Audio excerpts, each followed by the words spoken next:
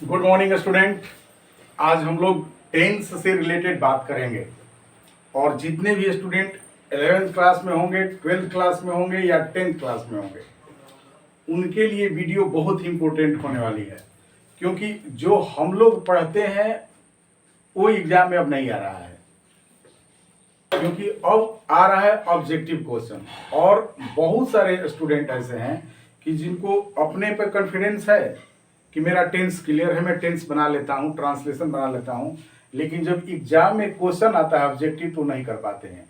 इसका कारण ये नहीं है कि उनको नहीं आता है, only the reason they are not in the practice, they are not in practice. वो प्रैक्टिस में नहीं, इसलिए ऐसा नहीं करते हैं, या उस लेवल तक सोच नहीं पाते हैं जिस लेवल तक उनको सोचना चाहिए।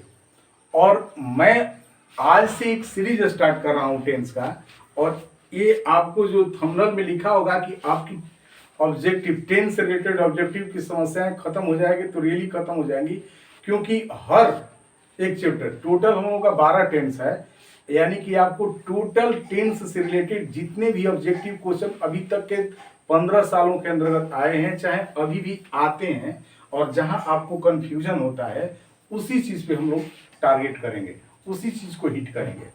एग्जाम्पल के तौर पर सबसे पहले आप समझिए, जैसे मान लीजिए कि आपका प्रेजेंट इंडेफिनिट क्लियर है, प्रेजेंट कंटिन्यूअस टेंस ठीक है, और आपको ये सेंटेंस है, जैसे एकदम सिंपल है सेंटेंस। आप देखिए, जैसे मान लीजिए कि ये है कि सी, और यहाँ पे ब्लैंक हो गया, एग्जाम में आया हुआ है, ठीक ना। टू टेम्पल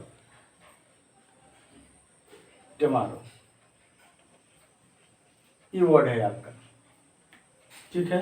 ऑप्शन में आपका दे दिया कि यहाँ पे गो होगा या गोज होगा या वेंट होगा या डी विल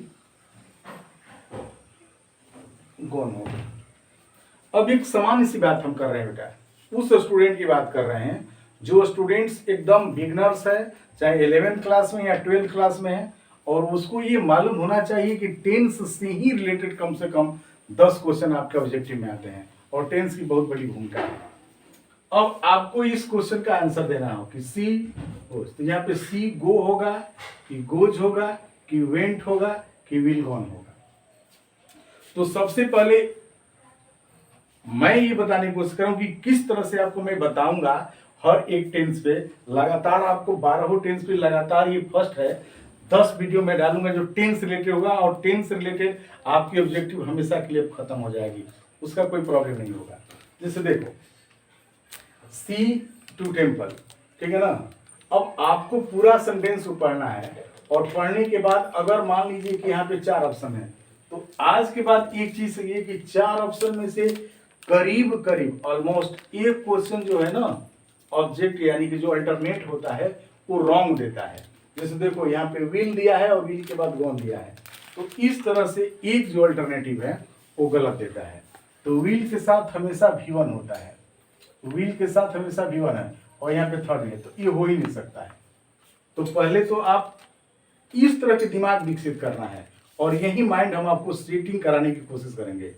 जब आप पढ़ लेंगे ना, तो यही चीजें हो जाएगी आपकी। अब यहाँ पे सी है गोज, अगर यहाँ पे लिखते हैं कि सी गो टू टेम्पल टुमारो, तो आपको ये समझ में आना चाहिए कि सी के साथ गो नहीं लगेगा, क्योंकि V5 है, और ये सिमिलर सब्जेक्ट है, ये V1 है, और सिमिलर सब्जेक्ट के साथ सिमिलर वर्ब होगा, तो ये हो सकता है V5, और ये V2 है, ये भी हो सकता है, तो ये भी नहीं होगा, तो ये भी सही है और ये भी सही है। तो she went to temple tomorrow. लेकिन अब क्या करेंगे कि हम लोग इस वर्ड को देखेंगे, she went to temple tomorrow. तो टुमारो जब वर्ड दिया है, टुमारो मतलब आने वाला कल, तो जो सेंटेंस में अगर फ्यूचर का टाइमिंग दिया हो, तो वो सेंटेंस या तो फ्यूचर टेंस में बनेगा और नहीं तो प्रेजेंट टेंस में बनेगा। तो यहाँ पे असली आंसर होगा बी होगा, ये भी नहीं होगा, ठीक है। तो इस तरह की हम आपकी बात करेंगे। अगर इसी सेंटेंस को देखिए दूसरे तरीका से, देखिए अगर यही रहता, यहीं पे क्वेश्चन ये रहता सी, और यहाँ पे टू रहता और टेम्पल रहता, और यहाँ पे वर्ड यस्टरडे रहता है, यस्टरडे। तो हम लोग को यही सोच विकसित कराना है। जो भी जूनियर स्टूडेंट हैं जो कि टेंस पढ़ लिए हैं और ऑब्जेक्टिव क्वेश्चन को सही नहीं कर पा रहे हैं, तो कहाँ नहीं कर पा रहे हैं, इसी तरह की मैं एक एक यानी कि present indefinite, past indefinite, present continuous, past continuous की कोशिश करेंगे।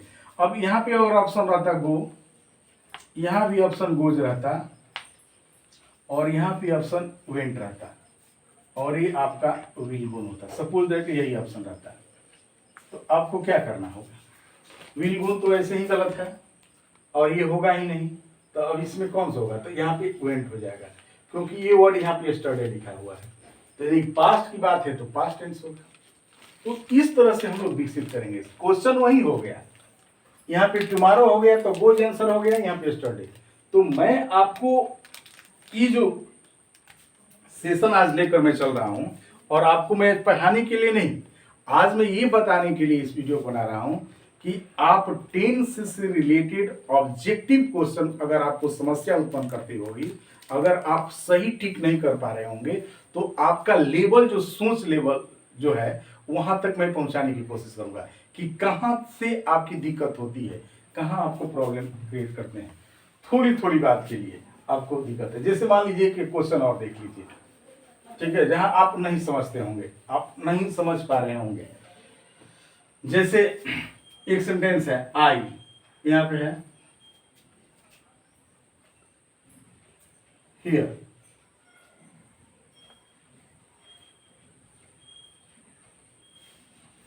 आवर्स, ठीक है, एकदम सिंपल आता है बेटा। पहले तो आप माइंड में से कि 11th में, 12th में और 10th में जो भी ऑब्जेक्टिव क्वेश्चन आता है टेंस रिलेटेड, बहुत सिंपल आता है। उसको हम लोग गलती कर देते हैं। कहां से कि क्यों गलती कर देते हैं? उस लेवल तक पहुंच नहीं पाते हैं। जैसे ये है आई हियर, इसका ऑप्शन एक दे दिया एम, दूसरा ऑप्शन आपका दे दिया वाज, तीसरा आपका ऑप्शन दे दिया हैव बीन, और तीसरा आपका ऑप्शन दे दिया शैल बी। Ji answer. अब क्या करोगे? और स्टूडेंट अक्सर क्या करता है, एकदम जो बिगनर्स होते हैं, जो थोड़ा भी बेचारा, उसकी गलती नहीं है, दे आर फाइन, वो लेबोरियस है, बट वो क्या करता है कि वो आई के साथ एम का एकदम क्रेजी होता है, दीवाना होता है।